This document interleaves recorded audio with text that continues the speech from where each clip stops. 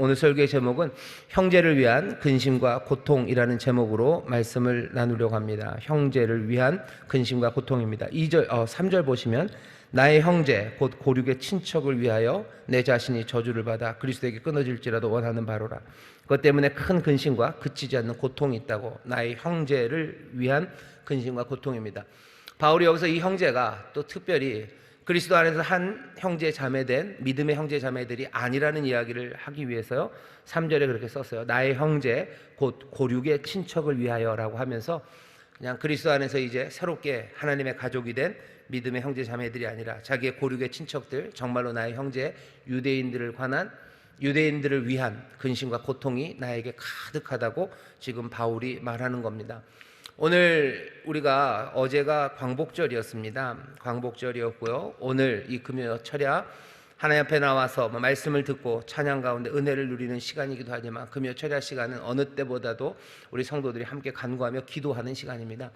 기도하러 나왔는데 우리를 광복절 다음 날 나오게 하셨어요. 이 민족에 대해서, 우리 고륙의 친척들에 대해서, 우리 형제 자매, 믿음의 형제 자매뿐만 아니라 정말로 이 땅에서 한 민족으로 살아가는 우리의 형제들입니다. 우리의 자매들이요. 이 사랑하는 민족을 위한 기도의 자리로 우리를 부르셨음을 믿습니다. 바울이 누구보다도 소위 말하는 코스모폴리탄적 사람이죠. 유대인이고 히브리인 중에 히브리인이긴 하지만 나면서부터 로마 사람이었어요. 살기는 아시아 지역에서 살았고요. 그러니 바울은 정말로 국제적인 사람입니다. 로마의 이 사람이고 히브리에서도 또 살고 예루살렘에 공부하러 왔고 살기는 다소 그 위쪽 아시아 지역에서 살았고 이런 아주 국제적인 사람, 하지만 그럼에도 불구하고 자기 민족 유대인들을 위한 눈물과 기도 그리고 그들을 위한 향한 근심과 고통이 끊이지 않았던 사람이 바울입니다. 우리가 지금 예수 믿는 사람이 되어서 예수 믿는 사람들은 누구나 다 코스모폴리탄적 사람입니다. 경계가 없어요. 예수 믿는 사람들은 이방인과 유대인의 경계가 없는 것처럼 예수님께서 모든 담을 다 하셨기 때문에요. 그리스도 안에서 우리는 어떤 담도 없습니다. 남자와 여자뿐만 아니라 자유자나 노예 거기 담도 없어요. 계층 간의 담도 없고 민족 간의 담도 없습니다. 우리는 몽땅 다 그리스도 안에서 한 형제요 자매임이 분명합니다.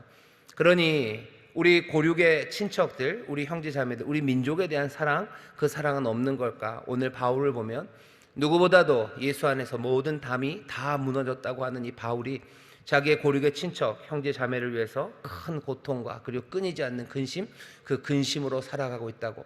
이건 거짓말이 아니라고, 이건 참말이라고, 정말 내가 그렇다고. 너희들 내가 엄살 피우는 거라고 생각하지 말라고. 나는 정말로 내 민족을 향한 아픔과 근심이 크고 끊이지 않는다고 지금 고백을 하고 있습니다. 우리가 오늘 광복절 다음 날 모였어요. 우리가 민족주의라는 것이 사실은 굉장히 복잡한 개념이고요. 또 우리 민족이라는 게 사실은 유럽에서 시작된 민족주의라는 개념으로 묶이기가 굉장히 어려운 독특함이 있습니다. 유럽에서 민족주의라는 거 얘기할 때는 사실은 뭐라 해야 될까요? 전쟁 내지는 영토 분쟁 이런 것과 관련이 있어요. 한 나라가 한 나라를 치고 병합하고 나누고 할 때마다 민족주의라는 이름으로 지키기도 하고 싸우기도 하면서 뭔가 권세, 정치적인 것과 연결된 방식으로 민족주의가 이야기됩니다. 그러니 굉장히 이용되기 쉬운 개념이었고요. 그래서 사람들이 민족주의를 좋아하지를 않아요. 민족주의라는 이름으로 뭔가 폭력이, 전쟁이 수행됐기 때문입니다. 하지만 우리나라는 그것과는 좀 다릅니다. 우리나라 민족주의라는 건 뭔가 우리가 민족주의를 얘기하면서 전쟁에 나가지는 않아요. 민족주의라는 이름으로 다른 민족들을 짓밟고 그런 방식으로 민족주의가 형성되지는 않았습니다. 유럽만 해도 여러 가지 민족들이 또 여러 국가로 뭉치고 흩어지면서 민족주의라는 생각이 생겼지만 우리 한반도 땅에서 이 한민족이 살아왔던 방식은 그것과는 좀 다르죠. 예전에 삼국시대에 나눠졌던 적도 있고요. 후삼국시대에 나눠졌던 적도 있지만 꽤 오랜 시간 우리는 하나의 정치체계 안에서 그냥 수탈받고 짓밟히는 한 덩어리로서의 민족, 그 민족을 그냥 이어왔습니다. 그러니 유럽이 말하는 민족주의와는 다르죠. 훨씬 더 서로를 향한 아픔, 또 서로를 끌어안으려는 눈물, 그것들이 우리를 한 민족으로 묶고 있습니다. 그러니 어쩌면 민족을 향한 근심과 고통이 다른 어떤 민족보다도 더 많은 민족이 우리들입니다. 물론 민족주의를 사용해서 자기들의 정치적인 목적을 이용하려는 사람들이 여전히 있습니다. 여기저기서 그런 일들을 해 나가고 있어요. 그런 어리석고 그리고 나쁜 사람들에게 우리의 민족을 향한 사랑이 이용당할 필요는 없습니다. 아니, 이용당해서는 안 됩니다. 오히려 이 말씀 안에서 우리가 우리 이 민족을 어떻게 사랑해야 하고 우리가 이 민족을 향해서 해야 될 일이 무엇인지 분명히 확인하는 것이 오히려 유럽의 민족주의가 우리를 혼란하게 하거나 아니면 민족주의라는 걸 이용해서 우리를 더 곤란에 빠뜨리게 하고 자기들의 유익을 구하려는 악한 사람들 그 손에 놀아나지 않게 할 겁니다. 오늘 이 밤에는 우리가 이 민족을 위해서 우리 형제를 위해서 많은 근심과 고통 가운데 기도하는 시간이 되기를 바랍니다. 왜냐하면 바울이 자기 민족을 향해서 아파하는 것만큼이나 우리도 이 민족, 특별히 우리 믿음의 형제 자매들을 위해서 눈물로 기도하는 근심과 고통이 있어야 되는 그런 시절을 살아가기 때문입니다. 먼저 바울을 한번 생각해 보시죠. 오늘 형제를 위해서 아프대요. 근심하고 고통한답니다. 정말 아프다고 말하는 이 바울은 원래는 그렇게 아프고 연약한 사람이 아닙니다. 여러분들 아시는 것처럼 바울은요 굉장히 용감한 전사 같은 사람이 바울입니다.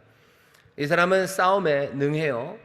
사실은 자기 자신과도 싸우고요. 뭔가 열정적으로 달려가는 데 있어서 아주 특화된 사람이 바울입니다. 바울은 공부하는 데 있어서도 굉장히 전투적으로 공부했던 사람이에요.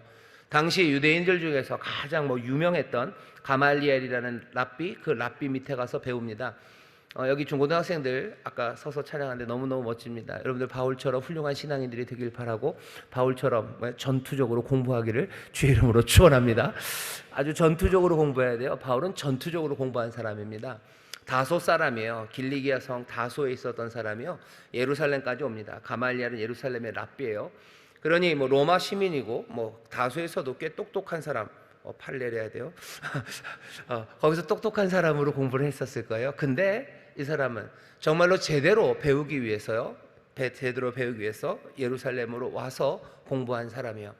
그 당시에 가장 잘 가르치고 유명하다는 선생 아래 와서 누구보다도 열심히 공부했던 사람이 바울입니다. 철저하게 공부를 해요. 자기가 믿은 바 그것을 또 지켜나가기 위해서 싸우는데 이 사람은 주저함이 없는 사람입니다. 그러니 예수 믿는 사람들을 박해하기 위해서요. 남들은 다 그냥 뒤로 빠지고 귀찮아하고 뭔가 싫지만 그냥 내가 할 필요 있을까 할 때 바울은 그러지 않았어요. 사울이라는 이름을 가졌던 그때 예수 믿는 사람들을 핍박하고 그 사람들을 잡아들이는 일에 사울은 젊은 열정으로 달려나갑니다. 예루살렘에 있는 대제사장에서 뭔가를 받아다가 허가서 받아다가 각처에 있는 회당, 유대인의 회당마다 가서요. 그 회당의 힘으로 예수 믿는 사람들을 잡으려고 하는 거예요. 유대인들 중에 예수 믿는 사람들이 있죠. 이 예수 믿는 유대인들은 여전히 회당으로 옵니다. 왜냐하면 자기들이 유대인이라고 생각하기 때문이에요. 그러니 예루살렘 말고 각처에 있는 회당에 나오는 유대인들 중에서 예수 믿는 사람 골라내겠다는 거예요. 그래서 할 수만 있으면 잡아올 거고 아니면 그 회당에서 뭔가 할 수 있는 방식으로 처리할 거고 정 그것도 안 되면 쫓아내는 일을 바울이 하겠다고 공문을 받아서 이리저리 뛰던 사람이 바울입니다. 바울은 삶을 치열하게 살았던 사람이요. 전투적으로 살았던 사람입니다. 이 사람이 하나님의 은혜를 누리죠. 예수 그리스도 부활하신 주님을 다메섹에서 만납니다. 그리고서는 그 사랑, 그 자비, 그 은총을 누리기 시작해요. 바울은 자기의 삶을 돌아봤을 때 이런 사랑과 이런 자비, 하나님의 이 간섭하심이 없었다면 자기의 삶은 어쩌면 진리에서 점점점 멀어져 가고 하나님 행하시려는 구원의 역사, 그것들을 누리지도 못하고 오히려 방해하는 그런 사람이 되었을 거라는 걸 압니다. 그러니 하나님의 은혜만을 붙잡아요. 하나님의 사랑만을 붙잡습니다. 그리고 또 어떻게 해요? 또 전투적으로 살아갑니다. 그 사랑이, 그 복음이 지난주 설교죠. 예수님의 죽으심과 부활하심이라는 그 축에 있는 것처럼 이 복음을 치열하게 살아가요. 예수의 죽음을 따라 살아가요. 예수의 부활의 생명을 누리며 이 사람은 살아갑니다. 온갖 환난과 그리고 곤고함, 박해, 굶주림, 그리고 헐벗음과 위협이 바울에게 옵니다. 여러 가지 칼들이 와요. 권세가 자기를 향하여 옵니다. 하지만 바울은 그것 때문에 물러나지 않습니다. 복음에 묶여 살아요. 왜 묶여 삽니까? 바울은 알아요. 하나님의 사랑이, 나를 향한 하나님의 자비와 은총이 나를 붙잡았기 때문에, 내가 잘나서도 아니에요. 내가 의지가 강해서도 아니에요. 그 은혜가 나를 붙잡았기 때문에 이제 내 이 뜨거운 싸움은 그 사랑 안에서, 나를 붙잡으신 그 사랑 안에서 달려가는 삶입니다. 이 사람은 전에는 자기의 능력에 대해서 확신했던 전사예요. 하지만 이제 예수님 만나고 하나님의 은혜와 그 사랑을 알고서는 하나님의 사랑, 그 놀라우신 은혜, 그것에 가득한 전사가 되었습니다. 두려워할 게 없어요. 그러니 바울이 말하는 거죠. 우리가 누구를 두려워합니까? 누가 우리를 대적합니까? 전에는 내 능력으로 달려갔어요. 하지만 이젠 아니에요. 하나님의 사랑이 나를 붙잡으니 내가 두려움 없이 달려간다고. 로마서 8장 보면 그 감격 어린 찬송이 8장의 마지막을 장식합니다. 모든 것, 높음이나 깊음이나 다른 아무 피조물이라도 우리를 우리 주 그리스도 예수 안에 있는 하나님의 사랑에서 끊을 수 없다고. 그 사랑 안에 있으니 나는 확신으로 싸워 나갈 수 있어요. 어떤 어려움에도 난 굴하지 않아요. 나는 기쁨과 감격으로 달려가는 하나님의 용사예요. 그게 바울이 고백하는 자신의 삶에 대한, 또 그리스도를 통해서 우리에게 주신 하나님의 사랑이 만들어내는 삶의 모습입니다. 오늘 금요일 밤에 우리가 여기 모여 있습니다. 여러분들 예수 믿기 전에는, 아니 예수님을 몰랐다면 어떻게 살았을까 궁금하기는 합니다. 어쩌면 그냥 태생적으로 전투적이지 않으신 분들이 있어요. 그냥 조용한 분들이 있죠.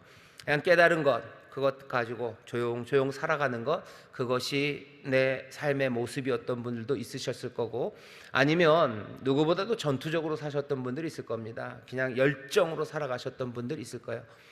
내 기질이, 아니면 내 성정이, 내 과거가 어떠했던지 간에 여기 바울이 고백하는 것처럼 끊을 수 없는 사랑 안에서, 그 은총과 자비 안에서 우리를 붙잡으신다면 우리는 그 감격으로 누구라도 뜨거운 용사로 살아가게 하십니다. 사랑은 우리를 그렇게 만들어요. 사랑은, 그 은혜는 우리를 그렇게 뜨거움으로 살아가게 만듭니다. 그리고 그렇게 뜨거움으로 살아가는 것이 제대로 된 삶의 모습입니다. 어떤 사람들은 사람은 조용히 있는 게 사람이라고 하죠. 하지만 그럴 리가 없습니다. 왜냐하면 참 사람이 어떤 사람인지 우리에게 보이셨어요. 하나님의 형상대로 우리를 지으셨죠. 하나님은 조용하신 분이 아니십니다. 사람들은 그렇게 상상할지 몰라요. 신은 뭔가 고요함과 평정 가운데, 평온함 가운데 그냥 우주 전체가 돌아가는 것 저 위에서 그냥 그거죠. 이러면서 그냥 세상을 가만히 관주하시는 그런 하나님을 상상하는 사람들도 있습니다. 하지만 성경이 우리에게 보여주시고 또 예수 그리스도를 통해서 우리에게 보여주신 하나님은 온 세상을 관주하며 하고 계시는 분이 아니셔요. 그분은 분주하셔요. 하나님 일하시니 나도 일한다 하셨던 예수님 멈추지 않으셔요. 왜 먹지도 않으시고 어쩌면 주무시지도 아니하시고 어쩌면 또 마시지도 않으시면서 이 땅에서 그렇게 일하십니까? 하나님이 그렇게 일하시기 때문이요. 아버지 하나님은 그런 하나님입니다. 세상의 다른 사람들은 하나님과 신에 대해서 뭐라고 얘기할지 모르지만 사실은 그 사람들은 하나님을 본 적이 없어요. 아무도 하나님을 본 적이 없어요. 오직 하나님 품에 계셨던 독생하신 하나님, 그 예수 그리스도만이 우리에게 하나님을 보여주셨는데, 그분은 은혜와 진리가 가득한 분입니다. 그 은혜는 그냥 우리를 향한 좋은 마음을 가지고 가만히 계시는 은혜가 아니에요. 말씀은 육신이 되어 이 땅에 내려오시고, 신음을 들으면 능력의 팔을 드시고 이 땅에 구원하러 내려오시고, 광야를 함께 걸으시고 불기둥 구름기둥으로 앞서거니 뒤서거니 하시며 하나하나 그 길을 예비하시는 분이셔요. 얼마나 여호와의 이름이 많습니까? 여호와는 이레셔요, 삼마셔요, 여호와는 니시셔요, 여호와는 찌드게누셔요. 여러 가지 이름이 있는 이유가 뭐예요? 그 은혜와 사랑이 우리를 향해서 열정적으로 일하시기 때문이에요. 우리 하늘 아버지는 우리를 사랑하시고 우리를 위해서 은혜를 베푸시되 그렇게 뜨겁게 사랑하시고 은혜를 베푸시는 하나님이십니다. 우리로 하나님의 형상을 닮게 하셨대요. 그러니 우리는 어떤 사람 되어야 됩니까? 우리는 절대로, 말할 때마다 찔리는데, 절대로 게으른 사람이 되어서는 안 됩니다. 여러분들 게으름 내지는 게으름은 아니에요. 그냥 조용히 살고 싶을 뿐이에요. 사람은 조용히 살라고 만들어진 건 절대 아닙니다. 사람은 하나님 아버지를 닮아 예수 그리스도를 통해서 우리에게 보이신 것처럼 예수님 닮아 사는 거예요. 예수님 닮아 살아가는 모습에 어쩌면 가장 그냥 쉽고 분명한 모습은 예수님의 부지런함이십니다. 그리고 예수님의 그 전투적인 삶이에요. 예수님은 전사처럼 사셨어요. 게으르지 않으셨어요. 그렇게 달려나가며 사십니다. 오늘 이 밤에 어쩌면 이 민족을 향해서, 아니면 형제들의 고통과 아픔 때문에 큰 근심들, 마음이 뜨거우신 분들이 있다면 여러분 생각하셔야 돼요. 여러분들 바쁘셔야 될 겁니다. 여러분들 게으르면 안 됩니다. 전사처럼 달려나가야 됩니다. 바울이 확신에 찬 전사로 살아갔던 것처럼 여기 하나님의 백성인 우리 모두도 그렇게 용감하게, 그렇게 게으름 아니라 뜨거운 열정으로 살아가게 되시기를 주의 이름으로 축원합니다. 주의 이름으로 축원합니다. 다시 생각하셔야 돼요. 예수 믿는 거, 조용히 내가 사는 게 예수 믿는 거다. 예수님 절대로 조용히 살지 않으셨어요. 물론 무슨 뭐 시끌벅적하고 목소리 크고 뭐 가는 데마다 막 그릇이 깨지도록 얘기하시고 그러지는 않으셔요. 하지만 예수님이 절대로 가만히 계신 분이 아니십니다. 움직이는 분이셨어요. 바울이 그렇게 고백합니다. 사랑에서 나를 끊을 수 없다고, 어떤 것도 나를 막을 수 없다고, 환난 이런 거 문제 안 된다고, 나는 그 사랑 안에 모든 것들이 합력하여 선을 이루시는 하나님, 그 하나님을 따라서 나는 새로운 창조의 길, 하나님의 새로운 부활의 생명으로 나는 달려간다고 노래해요. 그런데 그 노래가 8장에서 끝나자마자 오늘 읽은 9장입니다. 9장에 뭐라 그래요? 난데없는 근심과 고통입니다. 거짓말이 아니라고, 큰 근심, 그치지 않는 고통이 있다고 말합니다. 이유는 하나요. 자기 동족 유대인들 때문입니다. 자기 고륙의 형제들 때문입니다. 왜냐하면 바울이 이 편지를 쓸 당시, 뭐 그 이후도 마찬가지지만 유대인들 대부분이 기독교로 개종하지 않았어요. 유대인 중에 기독교로 개종한 사람들, 유대인 중에 예수님을 믿고 예수님을 구주로 영접한 사람, 바울 당시에 그리 많지 않습니다. 바울은 그것을 알아요. 그리고 그 사실 때문에 지금 힘들어하고 있는 겁니다. 너무 힘들어요. 힘들다는 걸 표현하는데 그냥 큰 고통, 그리고 끊이지 않는 근심, 뭐 이 정도 아니라요. 이렇게까지 얘기하죠. 나의 형제 고륙의 친척을 위하여 내 자신이 저주를 받아 그리스도에게서 끊어질지라도 원하는 바로라. 어떻게 보면 좀 과한 표현입니다. 과한 표현이요. 하지만 이 과해 보이는 표현이 바울에게만 있는 건 아닙니다. 성경을 보면 이런 표현이 꽤 많아요. 여러분들 아시는 것처럼 어머니, 아버지, 부모님들 생각해 보세요. 부모님들은 자기 자녀를 위해서라면 기꺼이, 그리고 별다른 오랜 고민 없이 자기의 삶을 포기할 수 있습니다. 무슨 청천벽력 같은 소식이 펑 들렸을 때 어머니나 아버지들은 오래 고민하지 않아요. 내 자녀를 위해서 내 삶을 내어놓는데 기꺼이 고민 없이 자기를 던집니다. 여기 있는 이 사도 바울도요, 자기 동포 결례를 위해서라면 자신의 구원, 그것도 얼마든지 던질 수 있을 것처럼 그렇게 말합니다. 모세가 했던 기도와 똑같아요. 모세가 출애굽기 32장에서 금송아지를 만들어서 이제 버림받아야 되는 이스라엘을 위해서 모세가 여호와 하나님 앞에 기도를 하죠. 출애굽기 32장 32절에 보면 이렇게 기도합니다. 그러나 합의하시면 이제 그들의 죄를 사하시옵소서. 그렇지 않사오면 원컨대 주의 기록하신 책에서 내 이름을 지워버려 주옵소서. 모세가 똑같이 기도합니다. 바울도 지금 같은 기도를 하는 거예요. 그리고 이 기도는 하나님을 닮은 기도입니다. 우리를 대신해서 십자가에서 자신을 내어주신 분의 마음이 이 마음이죠. 저들을 살리기 위해서라면 내가 죽어도 좋습니다 라는 그 마음은 십자가 그 위에서 보여졌어요. 그리스도의 마음, 그 마음이 보여집니다. 모세에게서 보여져요. 바울에게서 보여져요. 그렇다면 바라는 바는 우리에게도 어쩌면 이 마음이 있어야 합니다. 만만치 않죠. 지난주 설교였어요. 죽음은 우리 안에 역사하고 생명은 너희 안에 라는 거예요. 여기 바울이 자기 형제를 위한 근심과 고통 가운데 이만큼 기도합니다. 우리도 이 기도 아주 열정적으로 살아가는 그리스도인들, 그 뜨거움으로 살아가는 일들, 그러니 아무 근심과 고통이 없습니까? 아니요. 바울은 이 근심과 고통이 있어요. 우리는 어떤가? 우리도 마찬가지요. 많은 그리스도인들이 정말로 하나님의 사랑, 그 은혜 안에서 활기 넘치는 정말로 뜨거움으로 살아갑니다. 하지만 그들에게도 근심과 고통이 있어요. 아픔이 있습니다. 뭘 보면서요? 우리 육신의 형제 자매를 보면서 그렇습니다.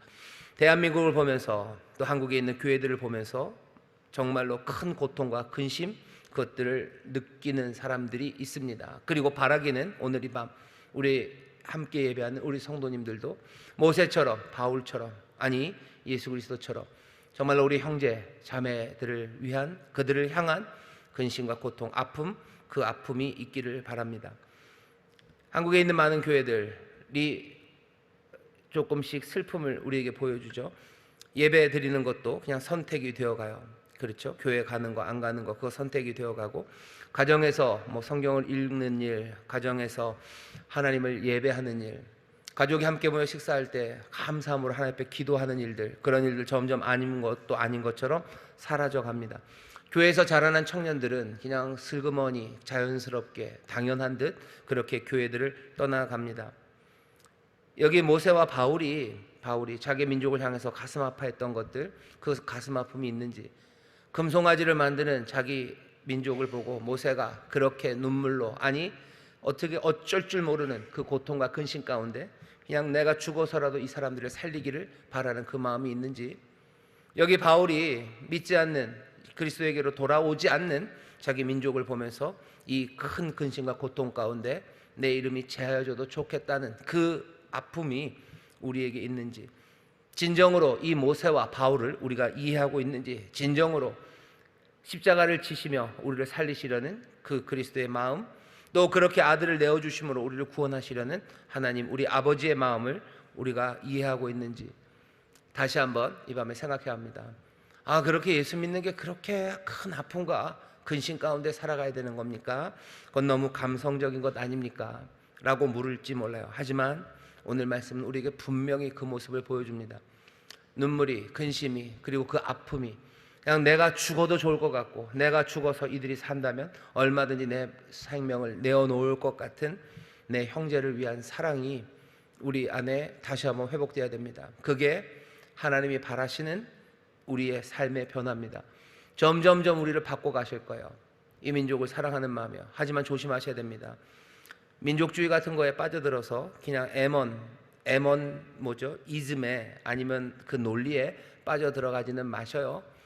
민족주의라는 이름으로, 민족의 이름으로 사람들을 휘두르는 거, 거기에 감상적으로 따라갈 일은 아닙니다. 하지만 여기 오늘 설교의 제목, 형제를 위한 근심과 고통입니다.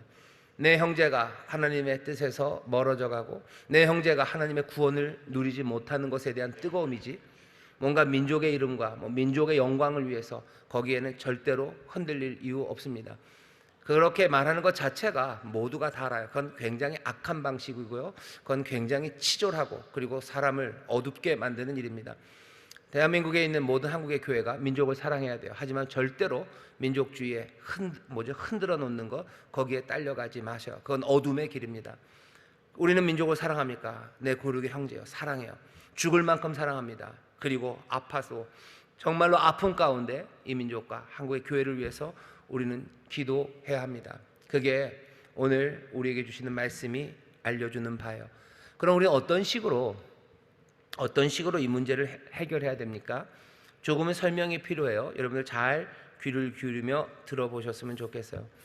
하나님 말씀대로 한다면 여기 있는 이야기는 그냥 유대인 이야기 아닙니까? 이건 이스라엘 이야기 아닙니까? 그냥 이스라엘을 사랑하고 이스라엘을 위해서 근심하는 건 맞지만, 어디 성경에 우리 민족, 그렇죠? 한민족을 사랑하는 이야기가 있습니까? 이들의 구원을 위해서 왜 우리가 근심하고 고통받아야 합니까? 그러니까 두 가지죠. 하나는 민족주의를 따라가지 않는 거예요. 그러면 도대체 무슨 이유로 우리가 성경의 근거로 이 민족을 사랑한다는 그 근거는 뭡니까? 성경적인 근거가 좀 필요하겠죠. 오늘 말씀을 보면 바울이 고민해요. 왜 우리 민족은 이렇게 되었을까? 사람들이 말하는 거죠. 유대인들은 하나님이 버리신 거예요. 하나님이 버렸죠. 예수님을 십자가에 달려 돌아가게 하심으로 완전히 잘못했고요. 그 전에 하나님께서 이스라엘에게 맡겨셨던 사명을 감당하지 못했기 때문에 이제 하나님은, 그리고 결정적으로는 예수님을 십자가에 못 박으심으로 유대인 이스라엘은 하나님의 계획에서 끝난 거예요. 버림받은 거예요. 이스라엘을 대체할 교회가 세워졌어요. 그러니 이스라엘은 중요하지 않다고. 하지만 여기 바울을 보세요. 바울은 그러지 않습니다. 지금 바울은 자기 민족 때문에 울고 있어요. 사람들이 하는 말, 하나님께서 이제는 이스라엘을 버렸다라는 그 말에 대해서 바울이 분명히 대답합니다. 바울의 이 로마서가 주님께서 바울을 통해서 우리에게 주신 하나님의 말씀이라면 이 말씀에 귀를 기울여 보셔야 돼요. 11장 1절입니다. 그러므로 내가 말하노니 하나님이 자기 백성을 버리셨느뇨? 대답입니다. 그럴 수 없느니라. 나도 이스라엘이니요 아브라함의 씨에서 난 자요 베냐민 지파라. 하나님이 그 미리 아신 자기 백성을 버리지 아니하셨나니 너희가 성경이 엘리야를 가리켜 말한 것을 알지 못하느냐? 저가 이스라엘을 하나님께 송사하되. 그러며 뭐라는 거야? 하나님이 버리지 않으셨대요. 하나님의 자기 백성을 버리지 않으셨어요. 이스라엘을 버리지 않았다라고 바울은 단언코 말합니다. 이스라엘을 버리지 않았어요. 하나님이 유대인을 버리지 않았답니다. 어떻게 압니까? 두 가지예요. 하나는 유대인들 중에 예수님을 믿는 사람이 있죠. 많지는 않아요. 다수는 아니지만 소수가 믿고 있습니다. 믿고 있어요. 바울도 그렇고요. 많은 사도들이 유대인들입니다. 이렇게 유대인들이 하나님 앞으로 소수지만 돌아왔다는 것, 이것이 하나님의 궁극적인 계획, 그것 구원을 이루시려는 하나님의 뜻이 여전하다는 표징이 됩니다. 유대인들이 돌아오고 있어요. 그러니 버린 겁니까? 버리지 않았죠. 그 다음에 하는 바울의 말은요 훨씬 더 도전적입니다. 몇몇의 유대인이 예수를 믿기 시작했다는 것, 이것뿐만 아니라 더 반대예요. 아니 믿지 않는다는 것, 그것마저도 목적이 있어요. 11장 11절서부터 한번 잘 들어보셔요. 이렇게 얘기합니다. 그러므로 내가 말하노니 저희가 넘어지기까지 실족하였느뇨? 그럴 수 없느니라. 저희의 넘어짐으로 구원이 이방인에게 이르러 이스라엘로 시기나게 함이니라. 저희의 넘어짐이 세상의 부요함이 되며 저희의 실패가 이방인의 부요함이 되거든 하물며 저희의 충만함이리요. 바울은 지금 굉장한 뜨거움으로 지금 쓰고 있어요. 우리 민족 유대인이 넘어짐으로, 우리가 실패함으로, 우리가 실패했기 때문에 이방인이 부요해졌어요. 우리가 잘못함으로 예수님을 통한 구원이 이방인에게로 넘어갔어요. 그러니 우리의 실패가 세상의 구원이라는 선한 역사를 이루었죠. 바울이 말하는 바는 뭡니까? 굉장히 도전적입니다. 그렇다면 이 이스라엘의 성공은 도대체 얼마나 더 놀라운 일을 가져오겠냐고 지금 바울은 웅변하고 있는 겁니다. 우리의 실패, 그렇죠? 유대인의 실패가 하나님의 구원을 가져왔어요. 그렇다면 이 사람들의 성공은, 이 사람들이 제대로 되면 하나님은 얼마나 더 놀라운 일을 이루실까? 이 이야기가 지금 말하는 바는 이 땅에 있는 하나님의 사람 유대인들을 하나님이 버리지 않으셨어요. 이 사람들이 예수님께로 돌아오는 것, 그것도 하나님이 구원의 일을 행하신다는 증거예요. 여전히 돌아오지 않는다는 것, 이것을 통해서도 우리를 부욕해 하지만 여전히 소망이 있는 것은 이 사람들을 하나님이 부욕해 하실, 이 사람들 유대인들이 하나님에게 돌아오기 시작할 때, 이 사람들이 실패가 아니라 하나님의 뜻 안에 성공하고 제대로 순종하고 그리스도 앞에 돌아올 때 도대체 무슨 일을 하나님이 이루시겠냐고, 지금 여기 유대인들이 주께로 돌아오는 것이나 아니면 아직 돌아오지 않는 것이나 무엇이 되었건 이 땅에 유대인들 내 고륙이 있다는 것 자체가 무슨 의미입니까? 하나님께서 구원을 이루신다는 거예요. 이 사람들의 실패를 통해서 구원을 이루셔요. 이 사람들의 성공을 통해서 얼마나 큰 구원을 이루겠습니까? 바울이 말하는 바는 우리가 사나 죽으나 이스라엘 유대인들이 실패하나 성공하나 지금 하나님은 그 일을 통하여 하나님의 구속의 역사를 이루어 가신다고 말하는 겁니다. 바울은 그러니 얘기하는 거죠. 하나님의 은사 그리고 하나님의 부르심에는 후회하심이, 철회하심이 없어요. 많은 것들을 주셨어요. 그리고 이스라엘을 부르셨어요. 이거 절대로 철회하지 않으실 거예요. 유대인의 이 이야기는 그럼 우리랑 무슨 상관이 있습니까? 바울이 말하는 건 이런 식이죠. 여기 유대인들이 구원을 받는 것, 그리고 유대인들이 때로는 실패하는 모든 것은 하나님께서 지금 이 땅을 구속하시는 일, 이 땅에 생명의 풍성함을 이루어 나가고 계신다는 하나님의 증거라는 거예요. 그러니 뭐라는 거죠? 우리는 유대인들을 위해서 기도할 거예요. 그러니 여기 너희는, 좀 이방인들은 하나님의 구원이 너희 민족에게 임하기를, 하나님의 구원이 점점 더 풍성해지기를 너희는 기도하라고 우리에게 격려하는 바가 될 겁니다. 세상의 유대인들을 보면서 욕하지는 마셔요. 하나님이 부르신 사람들이면 분명합니다. 약속이 있고 율법이 있고 하나님이 주시는 아름다운 이야기가 유대인들, 그 이스라엘에게 가득 있습니다. 그 사람들이 하나님 앞으로, 그리스도 앞으로 돌아올 때 기뻐하셔요. 하지만 아직 돌아오지 않을 때라도 하나님의 역사하심을 기대하시며 보면 돼요. 하나님이 이스라엘을 그렇게 가져다 놓으셔서요. 지금 전쟁을 하고 지금 뭔가 이상한 방식으로 살아가는 사람들이 저기 중동 그 팔레스타인이라는 땅에 있습니다. 그 땅 이름을 팔레스타인이라고 붙인 것 자체가 사실은 유대인들에게는 모욕입니다. 왜냐하면 팔레스타인 이름을 붙인 게 뭐 로마가 거기를 다스리면서 그 땅 이름을 그렇게 붙였어요. 그 전에는 다르게 붙였죠. 그 전에는 뭐 유대 땅입니다. 팔레스타인이라고 붙인 이유는 왜 그래요? 유대인들이 싫어했던 사람이 블레셋들이에요. 블레셋 팔레스타인이다. 블레셋 팔레스, 그렇죠? 비읍 리을 시옷이죠.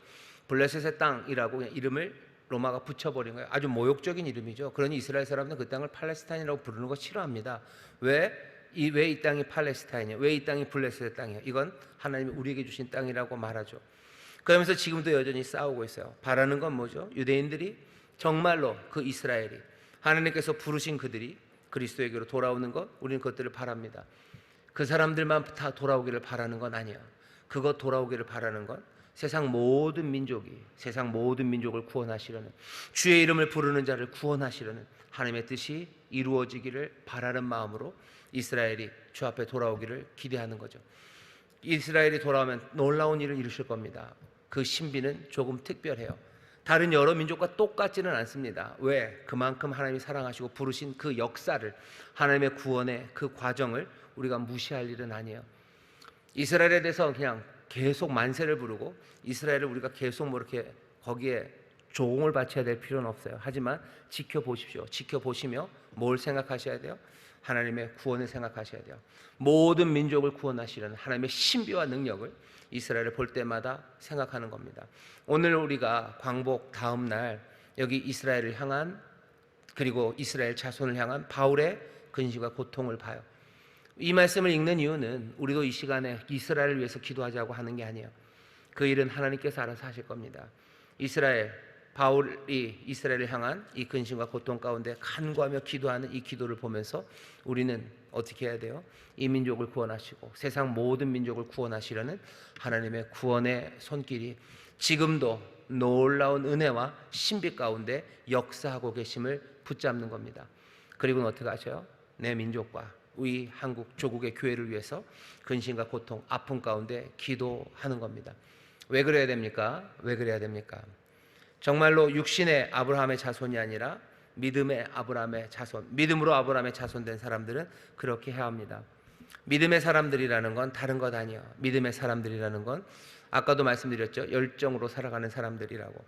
뭔가를 믿음으로 깨달은 다음에 그냥 이제 내가 다 알았어. 세상을 내가 다 알았으니 이제 아주 평온하게 세상을 살아가겠다라고 생각하는 게 믿음의 사람이 아닙니다. 믿음의 조상 아브라함을 보셔요. 이 사람이 뭐 어떻게 믿음의 조상이 됐나 보십시오. 뭔가 훌륭함이 있습니까? 아브라함에게 훌륭함이 있죠. 믿음은 순종입니다. 믿고 따르는 거예요. 근데 아브라함만 믿고 따른 건 아닙니다. 어쩌면 아브라함보다 더 멋지게 믿고 따랐던 사람도 꽤 있어요. 뭐 그 중에 하나가 노아죠. 노아 같은 경우에 얼마나 열심히 120년간을 그렇게 방주를 지으며 사람들의 모욕 가운데도 그 일을 감당했던 사람이 노아입니다. 모든 세상이 다 악으로 하나님 보시기에 토할 만큼 세상이 악해졌을 때 하나님 앞에서 순전하게 살아갔던 사람이 노아예요. 근데 하나님이 이 노아를 믿음의 조상으로 삼진 않으셨어요. 노아도 말년에 문제가 있었죠. 하지만 아브람만큼은 좀 아닙니다. 술 먹고 취해서 옷 벗고 잔 게 그렇게 죽을 만한 죄는 아니죠. 하지만 아브람은 2번이나 자기 아내를 이렇게 좀 넘겼던, 거짓말했던 비겁한 모습들도 있었어요. 하지만 그럼에도 하나님이 아브라함을 믿음의 조상이라고 부르시고 믿음의 조상으로 삼으신 것은 아브라함에게서 보여지는 건 뭡니까? 아브라함이 보여준 믿음의 가장 아름다운 모습은 하나님이 지시할 땅으로 가는 것, 그 땅으로 가는 것 더하기 뭐냐면 책임감입니다. 아브라함은 묘하게 책임감이 있는 사람이에요. 어떤 책임감이냐면 잡혀가는 사람들, 죽어가는 사람들에 대한 책임감입니다. 소돔과 고모라 하나님의 사자가 그곳을 그냥 심판으로 불로 쓸어버린다는 그 이야기를 들었을 때 아브라함은 그냥 조용히 하나님의 뜻이 이루어지겠지, 그 가운데 하나님의 긍휼이 있기를 그러면서 보내지 않아요. 아브라함은 서서 가로막은 사람입니다. 못 간다고 붙들어 세웠어요. 그리고는 뭐 하는 거죠? 딜하는 거죠. 뭘 위해서? 소돔과 고모라의 사람들을 위해서 딜합니다. 물론 자기 조카를 살리기 위한 거지만 얘기는 그런 거죠. 의로운 사람 그렇게 하시면 안 된다고. 그 사람들을 위해서 여기 아브라함은 하나님의 사자를 가로막은 사람이에요. 두렵고 떨리죠. 하지만 그 딜에서 결국은 물러나야 합니다. 아브라함은. 하지만 몇 번이고 할 수 있는 한 그것들을 가로막는 일을 했던 사람이 아브라함입니다. 조카 롯이 잡혀갔다는 이야기를 들었을 때, 전쟁의 포로가 되었다는 이야기를 들었을 때, 아브라함은 자기 집에 있던 사병들을 이끌고 가서 싸우는 사람이야. 싸워서 조카만 구해낸 건 아니죠. 거기 있는 소돔에 있는 백성들을 구해낸 사람이 아브라함입니다. 아브라함은 어떤 사람이에요? 책임감이 있는 사람이에요. 자기 형제, 그리고 연약한 사람들, 자기 이웃들을 위해서 달려나가는 사람이 아브라함입니다. 믿음의 사람은 조용히 있지 않아요. 믿음의 사람은 달려나갑니다.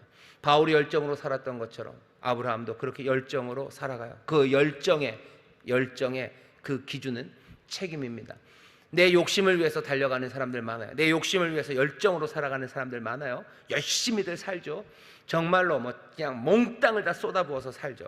하지만 그게 믿음의 사람들이 하는 일은 아닙니다. 믿음의 사람들은 어떤 일로? 정말로 이웃을 향한 책임감으로 그 일을 합니다. 하나님이 가인에게 물어봐요. 네 형제가 어딨냐? 네 형제 어딨냐? 형제를 지키는 자로 세워놨어요. 가인이 내가 내 형제, 내 동생을 지키는 사람입니까? 라고 물어요. 하나님이 거기에 대해서 아예 대답을 안 하십니다. 당연하지요. 당연하지 이 바보야 라고 하셨을 거예요. 자기 형제를 지키기 위해서 열심을 내는 사람, 그 사람이 하나님께서 기대하는 사람입니다. 믿음의 사람은 그런 사람이에요. 고난받는 종 이스라엘을 하나님께서 이사야서에 나오는 고난받는 종은 메시아 그리스도에 관한 이야기이기도 하지만 이스라엘에 관한 이야기이기도 해요. 이 사람들이 바벨론의 종으로 노예처럼 끌려가 가지고요 거기서 깨달은 바입니다. 결국 깨달은 바는 뭐냐면 다른 사람들의 허물, 그 죄, 그 모든 것들을 짊어지고 그것들을 회복시키는 존재, 그런 사람들이 하나님의 사람이고 이가 메시아고 그 일을 이스라엘에게 맡기셨다는 것을 점점점 더 깨달아 갑니다. 그것이 하나님의 백성으로 살아가는 일이에요. 왜냐하면 하나님이 그렇기 때문입니다. 하나님 이 땅에 고난받는 종으로 오셔서요. 이 땅에 고난받는 종으로 오셔서 다른 사람들의 허물과 죄, 그것들을 짊어지고 회복시키는 그 책임을 담당하셔요. 그것들을 어깨에 메신 분입니다. 오늘 설교의 제목이 형제를 위한 근심과 고통입니다. 우리는 가인처럼 우리가 형제를 돌보는 사람입니까? 라는 생각을 할 수 있어요. 예전에 소위 말하는 민족주의라는 것에 경도되고 오도되어서 어쩌면 그게 더 나을 수도 있어요. 그때는 이 땅의 형제 자매를 위해서, 이 민족 그리고 이 민족 교회를 위해서 사람들이 혹시라도 뭔가 민족주의의 어둠 그것에 덮여서라도 눈물로 기도했어요. 하지만 이제는 그런 것마저 사라진 형편에서 이 나라와 민족을 위해서, 조국의 교회를 위해서 기도하는 것 굉장히 촌스러운 일이냐, 그것이 믿음이 아닌 양 말하는 그런 시대를 맞이합니다. 결과적으로 보면 나타나는 현상은 어쩌면 지금이 더 나빠요. 그냥 믿음이라는 건 주께서 우리에게 은혜 주시고 그 안에서 평온을 누리는 거고, 결국 민족이라는 거 그거 별로 중요하지 않고 그냥 내가 하나님 앞에 그렇죠? 은혜를 누리며 살아가는 것, 그게 다겠지. 그렇게 생각한다면 어쩌면 믿음의 가장 기본적인 그림을 놓치는 겁니다. 믿음의 사람들은 뭔가를 깨닫고 조용히 살아가는 사람들이 아니에요. 세상의 모든 진리를 알아버려서 멍하게 아주 평온한 가운데 우주의 진리를 관조하며 그 아름다움을 음미하며 살아가는 사람들, 그런 사람들 아닙니다. 믿음의 조상 아브라함이 그렇게 살지 않았어요. 믿음의 조상 아브라함은 형제를 위해서 칼차고 달려나가는 사람이에요. 하나님 앞에 막아서는 사람이에요. 그 사람이 믿음의 조상입니다. 고난받는 종, 하나님 나라의 백성들, 그 긴 시절의 아픔을 통해서 깨달은 것은 우리의 아픔이 정말로 많은 사람들의 회복, 그리고 그 사람들을 다시 구원하기 위한 하나님의 역사였음을 깨달은 사람들, 그래서 고난의 짐을 짊어지려는 사람들이에요. 예수 그리스도 우리 이 땅에 오셔서 어떻게 살아가는지 믿음의 본을 보이셨어요. 예수님이 어떻게 하셔요? 하늘의 원리를 알고 하나님의 임재와 그 영광을 아시니 이 땅 저 높은 샤론의 언덕 위에서, 아니면 백합화 피는 그 골짜기에서, 시냇물가에서, 깊은 동굴에서 뭔가 세상의 원리를 관조하면서 감사하고 기뻐하고 그렇게 이상한 미소를 띠며 가만히 앉아 계셨던 분이 아니에요. 한 걸음 한 걸음 아픈 사람들 집을 찾아가서 손 잡아 일으키시는 거예요. 문둥병자들 만지시는 거예요. 배고픈 사람들 먹이기 위해서 그 떡을 나눠 내어주신 분이세요. 열정으로 살아갑니다. 믿음의 사람들 열정으로 살아갑니다. 누구를 위해서? 내 형제를 위해서. 그 근심과 고통을 가득 안고서 열정으로 살아가는 사람들, 그 사람들이 믿음의 사람들이에요. 오늘 이 땅을 보면서 근심과 고통이 있습니다. 오늘 이 땅에 많은 교회들을 보고 우리의 자녀들을 보면서 꼭 다음 세대의 믿음 그것 때문에 걱정하는 건 아니에요. 기성세대 아니면 오래된 믿음을 보면서도 근심과 고통이 가득합니다. 우리가 이제껏 믿었던 믿음이 정말로 이 책임감 있는, 정말로 이 뜨거움으로 기도는 열심히 뜨겁게 했는데 그 책임감이 나를 위한 거였는지, 아니면 내 형제의 고통, 내 형제의 아픔들, 그것들을 보면 내가 깊은 근심과 끊이지 않는 근심 가운데 내가 기도하고 내가 도우러 달려나가는지 우리의 믿음을 돌아보아야 되는 때입니다. 세상에 있는 모든 슬픔들에 우리가 다 어떻게 할 수는 없어요. 하지만 지금 우리 주변에 어려움 당하는 이들, 그 사람들을 외면할 수는 없습니다. 외면할 수 없어요. 이 시간에 우리 함께 기도할 겁니다. 이 나라 이 민족의 아픔 그리고 슬픔들을 가슴에 안고 기도하셔요. 내 형제 자매가 뭘 위해서요? 하나님의 구원이 임하기를 위해서 기도하는 거예요. 그냥 이 민족이 잘 나가고 대한민국이 뭐 세계 1등이 되고 뭐 올림픽에서 몇 등 하는 거 그게 뭐가 그렇게 중요합니까?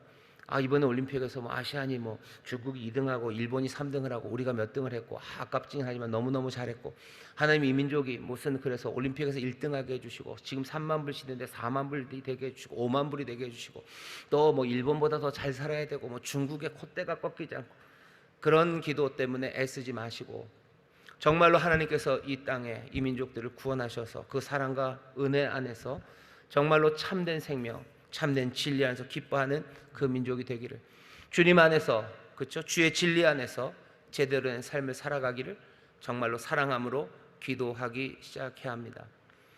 우리가 민족주의라는 것에 빠져서 민족을 위해서 기도하는 것과 이 민족이라는 우리의 타인들, 우리의 형제들, 이들을 위한 믿음의 사람들의 책임감으로 기도하는 건 전적으로 달라요.